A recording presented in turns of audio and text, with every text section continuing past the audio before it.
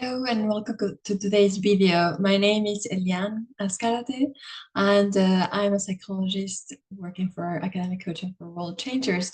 This is a short video about Alfred Adler. So let me share my screen and share this slideshow that I made about Adler and his different theories. So first of all, I want to tell you a little bit about his individual psychology and later Adlerian family therapy. So let's see. For this, I'll tell you the origin and the background of Alfred Adler, and then some of the theories, the goals of therapy, and the differences with psychoanalysis. So let's look at the background. First of all, you have to think about him and his personal experiences, because this is what made a difference in the reason of his theory, I would say.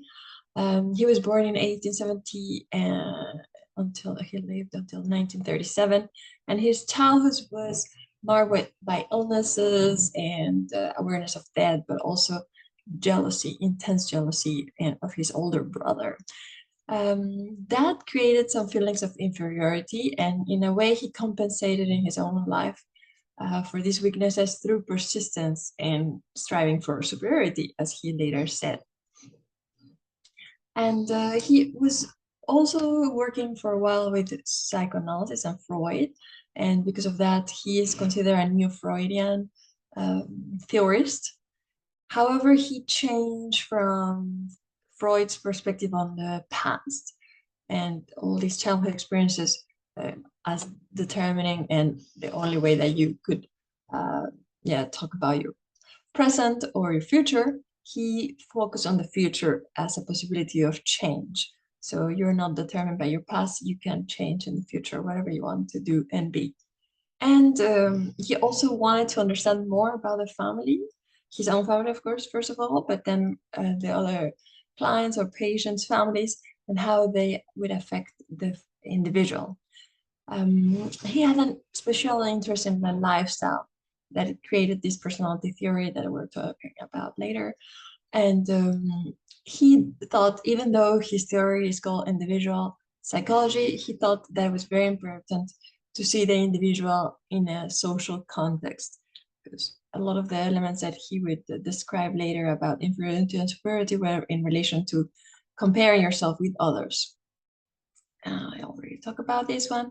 So in that sense, he developed different theories. To develop his individual psychology approach, he focused mostly on personality. And within this personality theory, he looked at the inferiority and superiority complexes, and we'll talk about them later. Also, he was looking and trying to understand aggression, especially in males, because this need for striving for superiority would create sometimes a lot of aggressive behaviors. So he was trying to understand and relate aggression to these two complexes. And of course, being in the field of psychology, he was interested in maladjustments, especially in relation to social interaction. And maladjustment, thinking that this would lead into problems and mental illnesses or difficulties socializing. And then we'll talk about his Adlerian family therapy. That was another very important theory that he developed based on all these previous elements. And when we think about striving for superiority and inferiority, he thought like, well, this is an innate force. We're all trying to get rid, first of all, of the feelings of inferiority. And there's two paths, at least, with a kind of a similar goal, and one is clearly perceived and the other one is dimly perceived. If you go in the right path, that is, you have these normal feelings of incompletion, you have certain social interests and you work on them towards success because you have a very clearly goal. And if you go in the other path, the left one, with the feelings of inferiority, this would have exaggerated feelings in general. People would be maladjusted.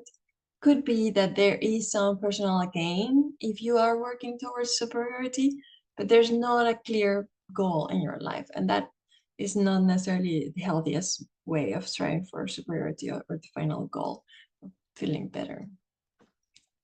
And going to the next slide, we see the other complex, as is the inferiority complex. And in this sense, well, first of all, it was related to the sibling position and how the other siblings would make you feel, even the parental relationship. And if there was a lot of criticism and repeated failure, and people would feel even helpless and insecure, that will be very much related to feeling inferior or the inferiority complex, and could lead into being socially isolated and fearful. And in that sense, we would not want to be relating to others, but that could create a lot of trouble and personal difficulties. And also there would be exaggerated competitive and aggressive nature behind this feeling. So if we read this quote, we see the relationship between aggression and inferiority. So we must interpret a bad temper as a sign of inferiority, according to Alfred Adler. And this is how he related aggression and inferiority. And now let's look at the Adlerian family therapy as another very important theory that he developed. And since, well, based on all these concepts that we just talked about, he thought, well, we need to create like an educational model to consult families and to help them change the atmosphere, as everything can be changed. I mean, the birth order cannot be changed. We have a family constellation.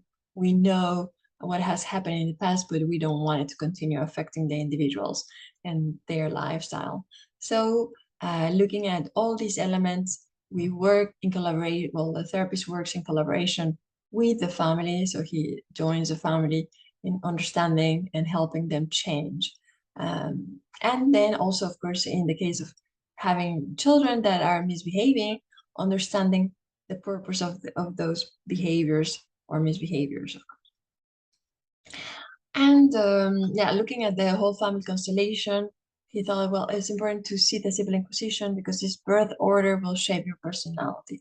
So just this is like a summary, a little bit of simplification, but if you were a firstborn, probably would tend to strive for perfectionism, be a high achiever, or at least try it, and be a leader. Sometimes be a little bit bossy because you would have siblings underneath you to tell them what to do.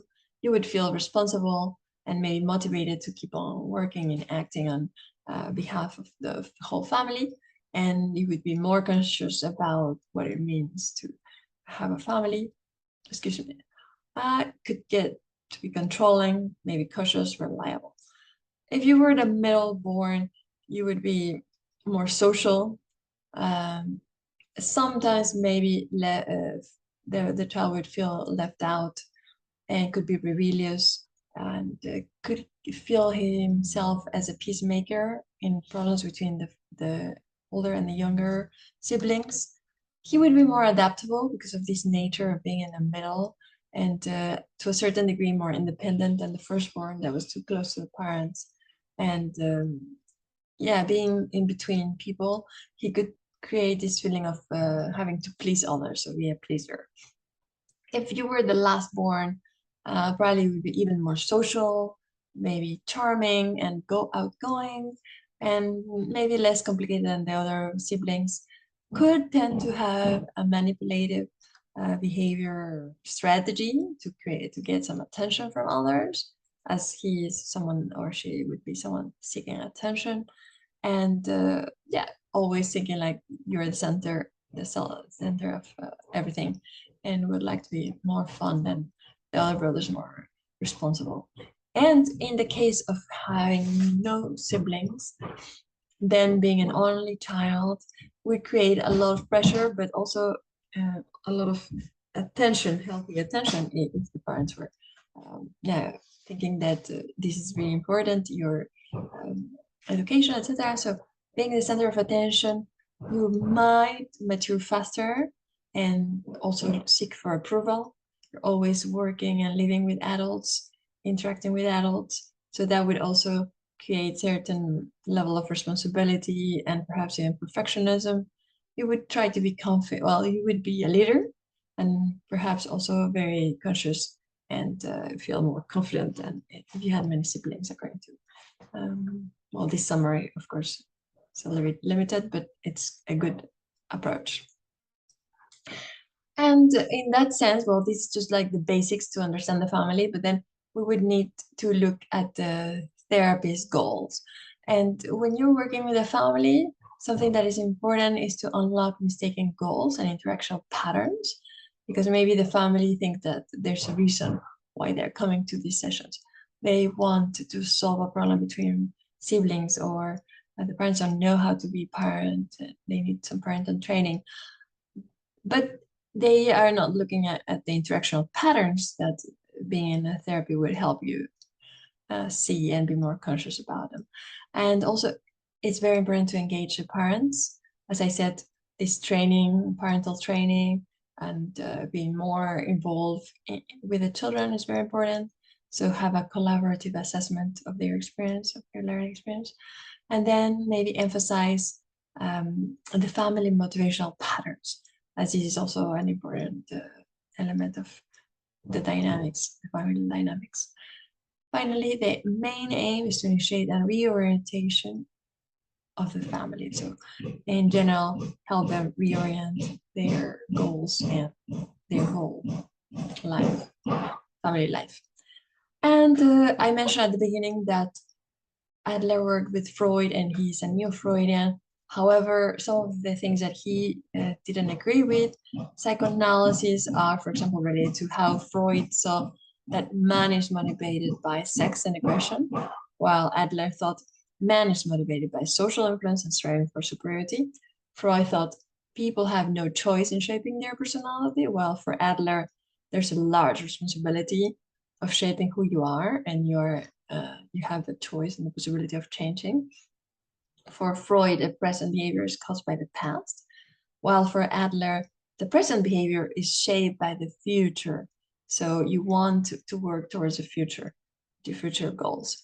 And for Freud, there's an emphasis on the unconscious, and Adler thought people are usually aware of what they are doing and why. So there's not so much unknown elements. You can be aware, and you want to work on those and use them in your favor. So this is a general little short video. Hopefully it will be very useful, and I'll see you next time. It's nice to see you from this corner. Bye bye. Have a nice evening. Oh, can I stop recording? Oh, I found it. Okay, bye bye.